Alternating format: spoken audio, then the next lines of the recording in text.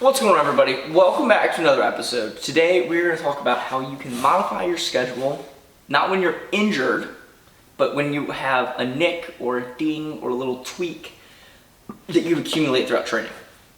So for me, I had a little bit of a bicep issue the past 6-7 days. I took care of it, and I'm going to explain to you, walking through my methodology of what was programmed originally this week, what I had to take away, what I had to modify. So now I've had a very successful week of training, and the bicep is pretty much 100% healed, back to normal, and we're gonna throw it back into the ringer tomorrow. So today's Friday. I felt this unevenness in my bicep last Thursday, so today's day 8. I took a full 7 days before I really tried to maneuver and test and see how the bicep was gonna be feeling. So I knew that I wasn't gonna be able to do as much upper body as I would like, especially in this pulling motion. So workaround, if I knew that especially that front rack position was gonna be painful, so front squats, cleans were gonna be very painful for me. Snatching wasn't an issue, deadlifting wasn't an issue, bench pressing wasn't an issue. So I stuck with snatch, deadlift, and bench press to accommodate and work around those things. So this felt, again, last Thursday I was feeling something, and then into Saturday it just still didn't feel great. So I was like, all right, I need to take a few days, modify. So today was the first day that I really did any upper body work, heavy cleans, heavy upper body volume that includes pull-ups. I didn't do any bent over rows. Again, minimizing volume so I can push that volume into other things or just strip it back in general.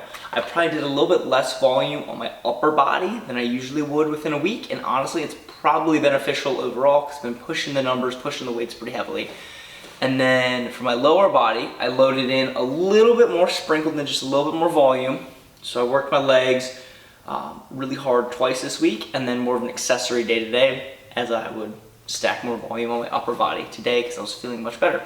And then Saturday, tomorrow, is going to be sprinkled about 50-50 of upper body, lower body, being very mindful of my bicep, making sure that I'm really warming up. So from last Thursday to now, this Friday, 8 days later, what I was focusing on in each session, of course, warming up the body parts that I'm using for whatever movement is called for or programmed that day, but I was still warming up the bicep, flushing blood through here, getting a couple rows in, very light.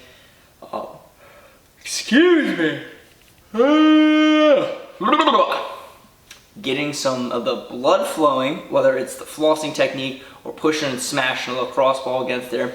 Anything that's going to prime this bicep, and the other one, as that one was a little bit tight too, as I took some cupping and some scraping to it in the evenings and late nights before I went to bed, just to, again, accelerate that recovery process. Also, with the muscles, I hydrated exceptionally well, and I ate really well, on point. Not only eating well, but the timing was good, and the quantity of food that I was eating was very helpful in giving my body fuel that it needs to work out, and preventing injury forward, and encouraging recovery with the amount of protein that I was eating. So again, the biceps feeling pretty great. I did not do anything too crazy. I did do pull-ups on Monday, and it still didn't feel great, so I was like, okay, maybe it's a couple days, but no, that's not the case. Okay, Monday, still not great, so we're gonna take Tuesday, Wednesday, and Thursday. No pulling, very little upper body, so I worked out my legs Tuesday. Monday was more of an upper body day. Legs Tuesday, active recovery day Wednesday, because I was training the girls for Metcon Rush, and then heavy legs yesterday, Thursday. They are feeling it right now. Took a really long time to warm up today for a little bit of ollie lifting, snatching, clean and jerking pretty heavy, and then some very light upper body bodyweight pull-ups and some handstand push-ups, both strict. So that was just feeling everything out, seeing how everything was gonna move, and everything feels good. I'm gonna warm up really well tomorrow for Saturday's session as we have bar muscle ups. If things aren't feeling right then, I'm gonna scale it back to either pull-ups, as in kipping pull-ups, strict pull-ups, or even then if it's that bad, I may just do deadlifts and modify the workout as necessary. Like for a bicep, it's a smaller muscle. The turnover is gonna be a lot greater. Now something with a hamstring, a calf muscle, a quad, hip flexor, that may take 2 weeks of you working around things, right?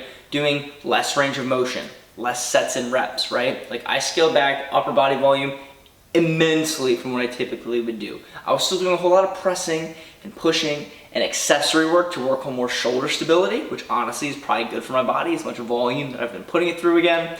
And then focusing again, more on the legs, a lot more mobility, less volume, less intensity. Again, helping the joints kind of come back a little bit. This is probably gonna be, I'm trying to take this as a positive, not like a week of training lost, but a week of training gained for the future. So that's a good way I like to approach it and mentally be like, okay, look, you're not missing out on too much, and it's probably more beneficial than harmful in this scenario. So I took a big emphasis on making sure that this guy was ready to go, and then I'm like, if this biceps hurt, or not hurt, but tweaked, maybe the left one, so I took some more attention on that and found out that it was also extremely tight, also coming a little bit from my pecs pulling, and then again, my forearms pulling on the biceps for whatever reason, probably from the amount of training that I'm doing, and then identifying markers and ways to prevent that for the future. So, biggest takeaways is be patient, scale back the volume, be really, really smart in the way that you warm up, and take the extra precautionary steps to recover properly so you can come back and bounce back from an injury or a nick or a ding. And keep in mind that the size of the muscle and the location of the injury, nick, tweak, what have you, is going to be important to determine what's the duration, how long should it take to work around, and it is okay to do less. Not always, but in some cases like this, it's okay to do less. So thank you guys for tuning in for this episode. I hope that gives a little bit of an insight, and I'll catch you next time. Peace. Much love.